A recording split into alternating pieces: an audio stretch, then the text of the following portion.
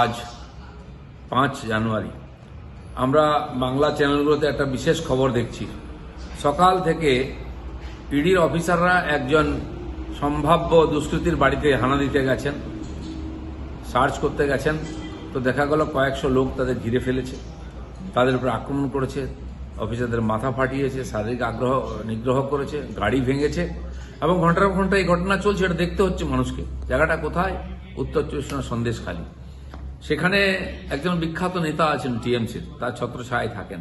তিনি রাষ্ট্রবিরোধী সমস্ত গতিবিধির সঙ্গে যুক্ত। সেই শাহজাহান শেখ, যিনি বাংলাদেশ থেকে রোহিঙ্গাদের নিয়ে এসে ক্যাম্প করে রাখেন ওখানে, আর তারপরে দেশের বিভিন্ন জায়গায় ছড়িয়ে দেন, যারা নাশকতায় যুক্ত। সেই শাহজাহান শেখ, যিনি বিজেপির 3 জন কার্যকর্তাকে মার্ডারের সঙ্গে যুক্ত, তাদের 2 জনের বডি খুঁজে পাওয়া যায়নি। এখন 3 জনকে খুন করা হয়েছিল।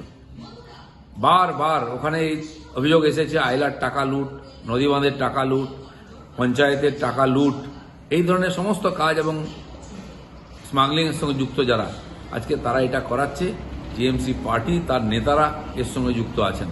পুরো পশ্চিমবঙ্গ এবং বাংলাদেশ বর্ডারের যে সীমা 10, 15, 20 কিলোমিটার অবধি মুক্তাঞ্চল হয়ে গেছে। সেখানে কোনো আইন নাই, কোনো কানুন নাই। বাংলাদেশ বর্ডারের বিস্তীর্ণ এলাকা আজকে মুক্তাঞ্চল হয়ে গেছে। এই ধরনের লোকেরা সেখানে যত রাষ্ট্রবিরোধী গতিবিধি করছে, বাংলাদেশ থেকে সোনা নিয়ে আসা, ড্রাগ নিয়ে আসা, এখান থেকে গরু পাচার করা, অন্যান্য সমস্ত জিনিস পাচার করে বিরাট একটা টাকার লেনদেন হচ্ছে। সরকারি টাকা লুট হয়ে যাচ্ছে এবং ইচ্ছাকৃতভাবে এই কাজগুলো চালাবার জন্য বর্ডারে কাঁটাতারের বেড়া দিতে দেওয়া হচ্ছে না। টিএমসি সরকার দিচ্ছে না, যাতে এগুলো গতিবিধি চলে। ফেন্সিডিল থেকে অন্যান্য জিনিস পাচার হয়ে যাচ্ছে এবং পঞ্চায়েতের টাকা লুট হয়ে যাচ্ছে। যদি পশ্চিমবঙ্গের বর্ডার অসুরক্ষিত থাকে, পুরো দেশ অসুরক্ষিত হবে। আজকে পরিষ্কার হয়ে গেল যে কথাটা আমরা বারবার বলেছি, কেন্দ্রীয় বাহিনী, কেন্দ্রীয় এজেন্সি তারা সুরক্ষিত নয়।